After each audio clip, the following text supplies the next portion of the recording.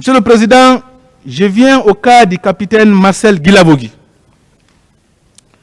Le capitaine Marcel Guilavogui, c'est un accusé qui a une situation unique. Il est difficile à saisir, à comprendre, Monsieur le Président.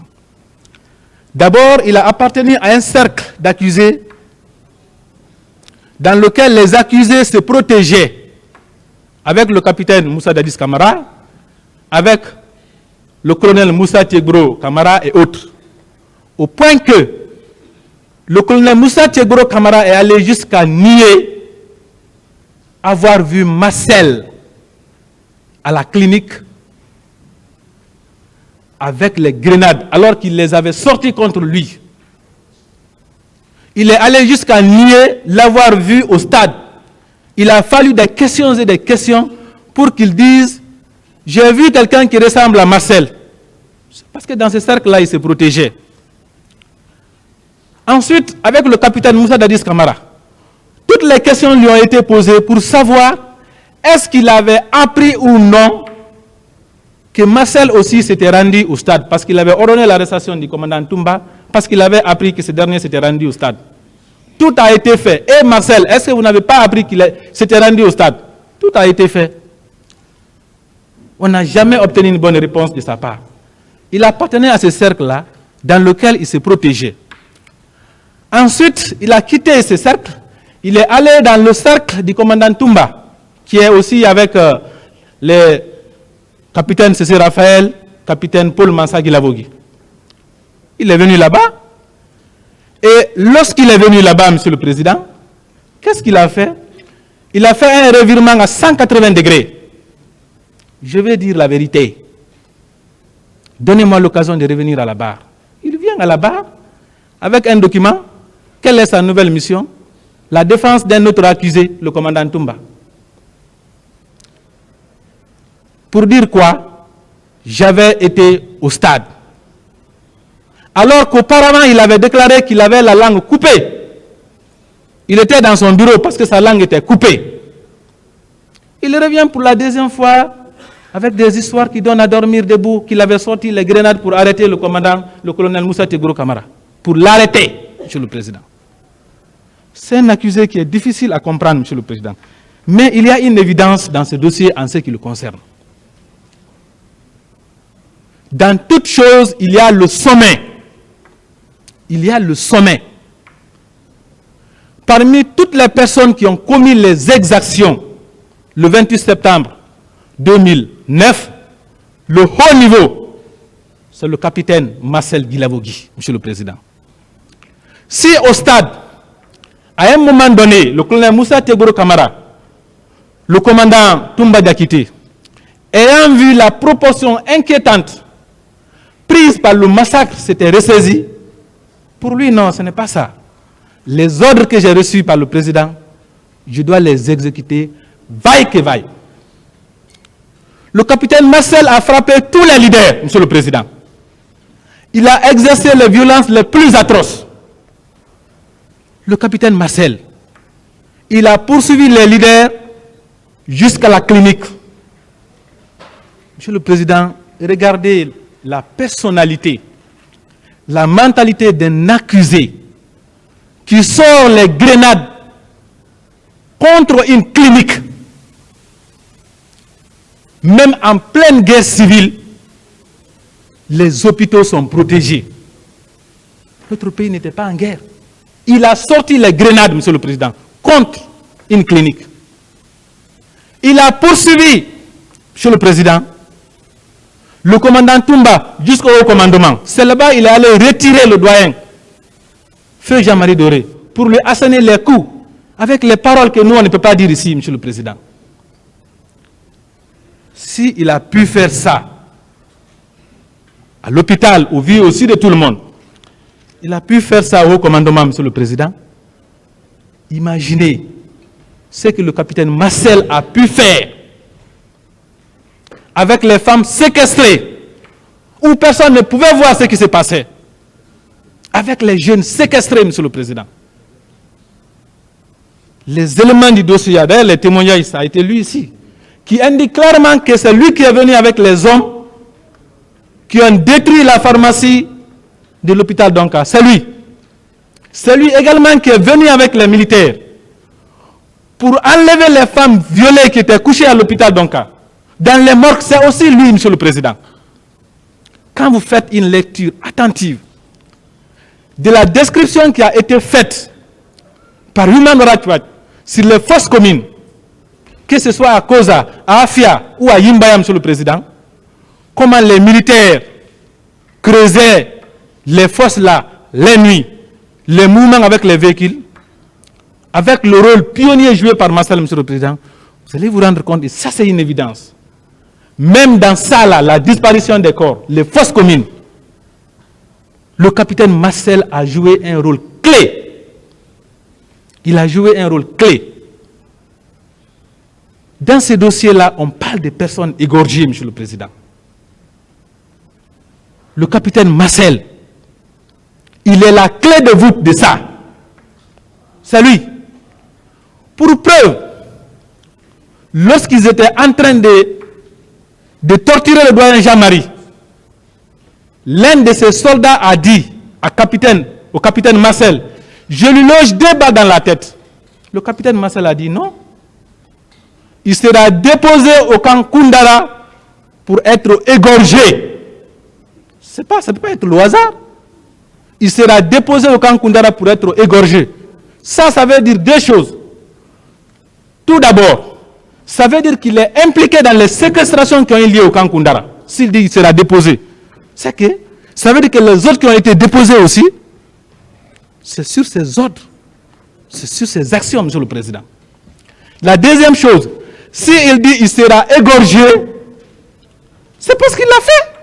S'il ne l'a pas fait contre le doyen Feu Jean-Marie, c'est qu'il a fait avec d'autres personnes, Monsieur le Président. Le capitaine Marcel Guilavogui a fait trop de mal. Il a fait couler trop de sang, Monsieur le Président. Son propre ami, jusqu'au bout, il continue à dire que le commandant Toumba est son ami. Et son propre ami a déclaré ici à la barre que c'est eux, les Marcel Guilavogui, qui découpaient les gens aux 32 escaliers. Tuer un être humain, Monsieur le Président, pour lui, ça ne veut rien dire. Fort de l'ordre reçu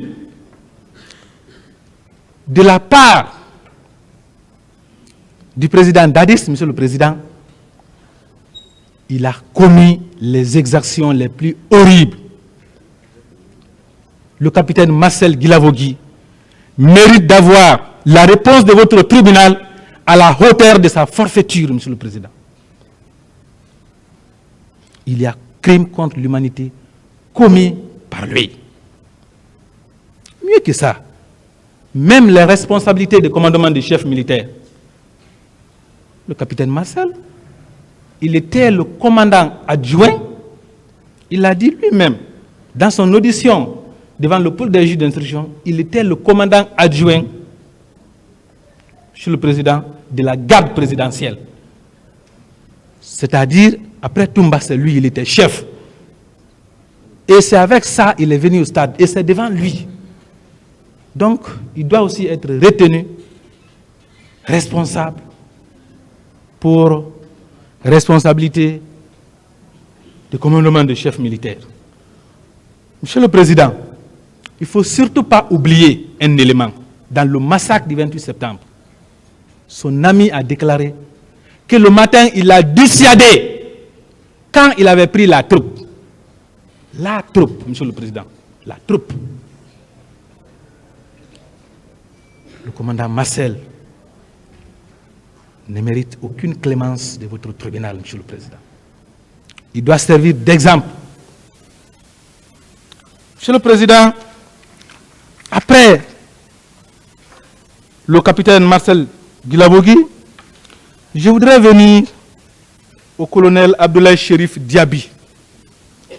C'est le grand paradoxe dans ces dossiers. Le grand paradoxe. Colonel Abdoulaye Chérif Diaby, à la fois médecin et ministre de la Sécurité. Partisan de la mort. Médecin partisan de la mort. Celui qui a débarqué à l'hôpital, marcher sur les malades, Monsieur le Président. Un médecin, un ministre de la Santé qui frappe les malades, qui se bat avec les médecins, les femmes, Monsieur le Président, les femmes, qui attachent leurs pagnes sur leurs blouses pour dire non, Monsieur le ministre, vous ne passerez pas ici. C'est le grand paradoxe, Monsieur le Président. On peut quand même se poser la question, d'où lui est venue cette force-là, cette vigueur, cette hargne, Monsieur le Président, cette colère qu'il est allé déverser sur les victimes à l'hôpital. D'où? Il ne faut pas oublier que le matin, il allait à Koya.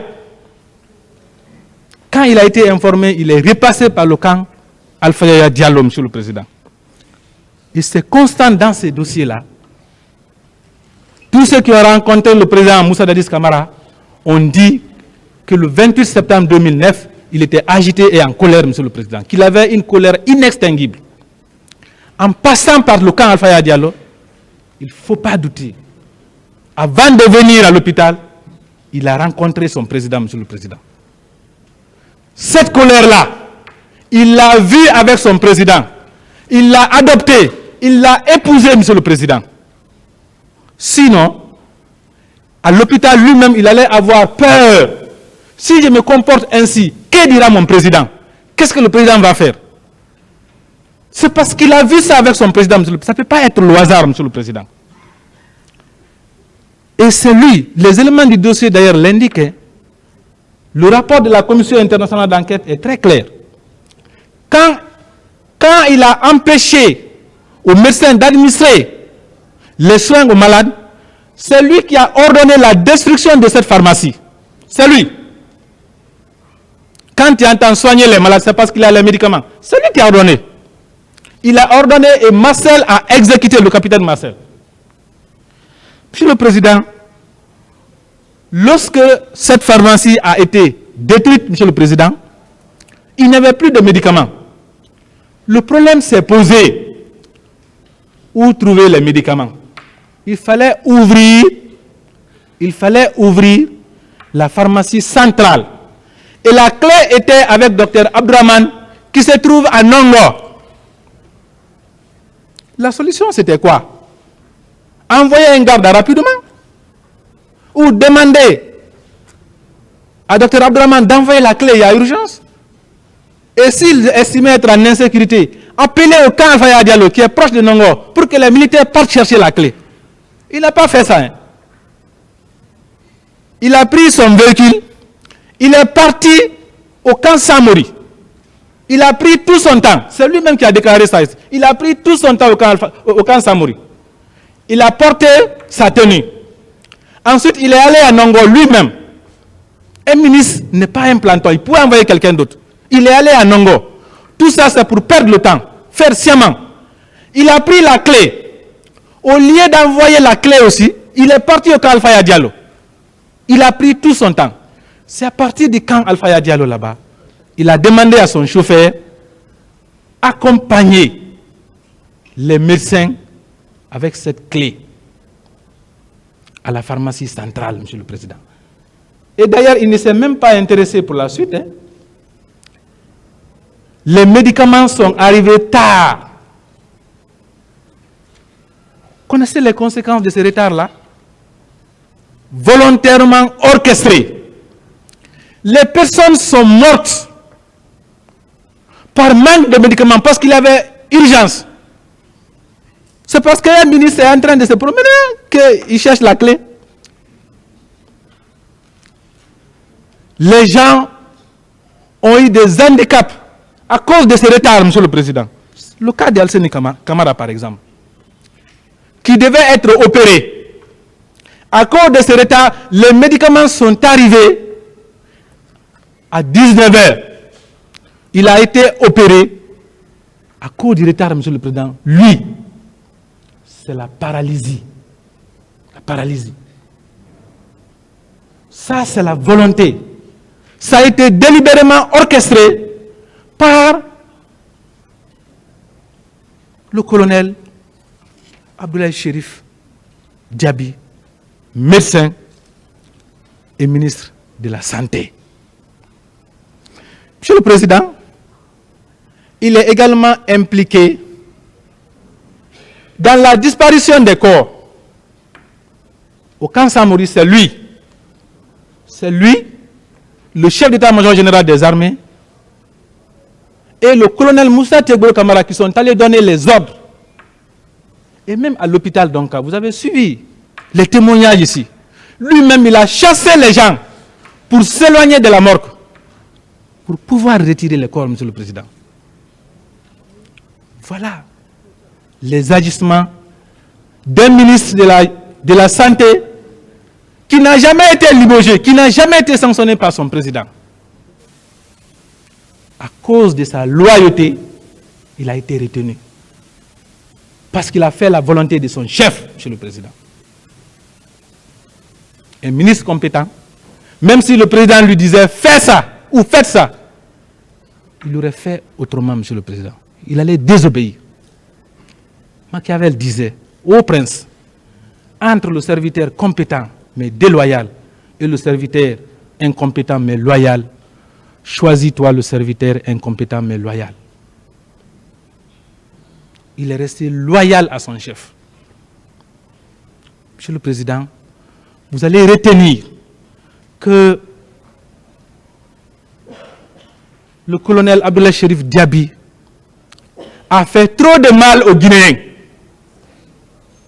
La mort, la perte d'un être humain est une chose, mais aussi ne plus jamais retrouver son corps à un autre. Il est à la base de ça.